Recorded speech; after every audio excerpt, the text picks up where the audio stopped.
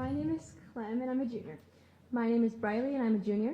My name is Callie, and I'm a freshman. My name's Ayana, and I'm a junior, and we're from Norris. All right!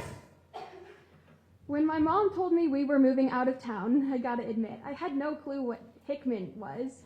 When I went with them to look at our new house, I was bored. The drive up had only cornfields. When I found out I was moving schools, I cried. When I found out I'd be riding the bus, I cried harder. Home is a place I recall in fragments, not where the people who bore me reside, nor the generations of children after me. Home is a small brick house on a long, winding road. No one lives there anymore, yet memories of decades past keep breathing. Living in a small town is lonely. I spend so much time alone because I never have the courage to ask people to spend time with me. I don't want to waste their time. I don't want to be a burden, and I cower when I come face to face with the word no. I spent the first summer in my new town alone, walking to the smoothie shop once a week just to make my mom happy. I spent the end of my 7th grade years saying goodbye to friends I knew I wouldn't see again. I've spent the last few years in my small town feeling a little bit alone. I've spent the last 5 years in a small town walking around, wandering. Home is honey glazed in sunlight, filled with warmth and sappy emotions, memories of Small Sticky. Fingers. or stained footprints on beige carpet. And although I have friends in this blooming town, I still feel alone. It's hard not to feel alone in a town I didn't even want to move to. We're trying to survive, yet the isolation is keeping us from contact. Our town is secluded, yet my name isn't known. Going in the back like everyone else. Home rests wherever there is laughter, blooming flowers and singing birds, children playing in the tall grass, catching frogs and collecting stones. I've stared at the familiar water tower by my neighborhood so many times, and it's probably still the most interesting thing to look at, unless you find the Dollar General sign intriguing. I've biked through the streets, been to the local gas station, and climbed the roof of the theater twice, scraped my knees both times. Worn down and loved, home is not the place I sleep at night or the pillow I rest my head on. In my dreams, I play in the red house down the street. But the birds have become my friends, and the bike path, and the afternoons spent staring at the church's stained glass windows. It turns out that the sun shines special as it spills across the golden cornstalks, and when your friends are few, you'll learn to love them the most. I try to make my life here a little less lonely. Brick by brick, this town has become a little bit fuller.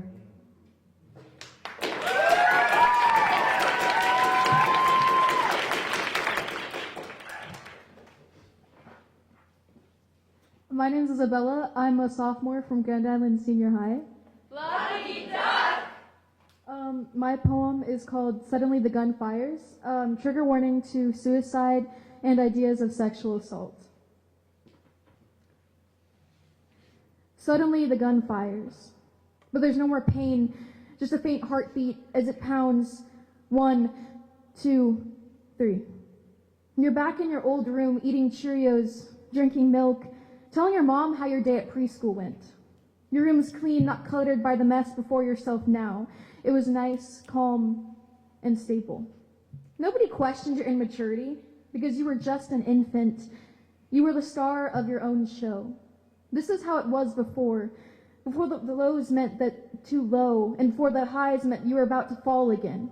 I remember the first time I felt trapped. The first thing my mind thought to do was to jump from the 2nd story. What is committing? Because no one thought to save me. But of course you weren't serious. You were 6. You were a kid. How do I commit? Trying to escape from the monsters, the ones that had crept out from under the bed, the ones that would try and tickle you, would try and torture you in your sleep. When the monsters got too close, your body would give all of the warning signs, but your mind wasn't awake yet, going numb most of the time. I miss you, and the way you cut through my skin like a piece of velvet cake, smooth as you slice each part of me like butter, so precise, and it melts right onto my skin. Why do I feel this way again? Why have I allowed myself to dig deeper beneath the flesh, allowing hurt to show at the surface? What if I commit? As adrenaline rushes, I ask for this, I want this, so why am I shaking? Why is my body reacting as though I am nervous? I guess a part of me wants to coexist, but the other part is still somber with the feeling of death. Till death do us part, they say, but I believe this is where my heart lets go. And I am now scratching at the finest of places on my skin, reacting to the blood as if I have been waiting for it to spew from this mess that I have created. My whole story has been written on paper, has been put into stanzas, and no one's noticed. There were so many signs, pay attention this time, as my skin becomes covered in sweaters and hoodies, but you know I don't like long sleeves. Pay attention as I pull down my shorts because it's revealing my secrets of how I please this hunger to draw, but not on paper, on skin, tattoos on the skin without the ink. It's happening again, the numb. As it shocks my whole body like an electric fire going through my veins, I think I am going to commit. I'm Chris Otto, and I'm a freshman at Lincoln East. Who is that diva? Happy Trans Day Visibility. And this is my poem, Transhumans. EBSCO Advanced Placement Human Geography, page 278, lesson 5.1, Transhumans, the seasonal herding of animals from higher elevations in the summer to lower elevations and valleys in the winter. As one door closes, another door opens, the hiss of summer melting into the slackened sigh of fall. The trees whisper of a journey yet to begin, but the road ahead is rocky. A shepherd of the past returned for round 2, pledging a steadier path the second time around. Dread creeps into my chest like frost under brittle leaves, ribcage crunching as I struggle to keep steady breaths, veins freezing over as the cold hand of reality clutches at my spine, frigid, frantic, grasping.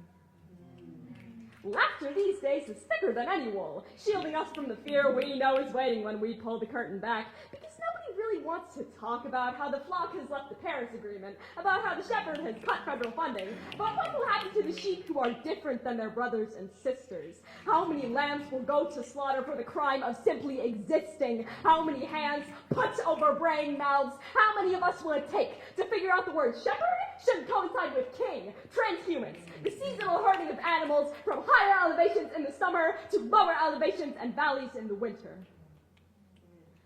I think of my Irish ancestors who herded their cattle with such diligence, and I wonder what it would be like to break from the flock, to shed all 9 letters of my legal name like weather-beaten wool, every scrap of dread sheared and cleansed from my aching skin, my body no longer burdened with the weight of a person I was never meant to be.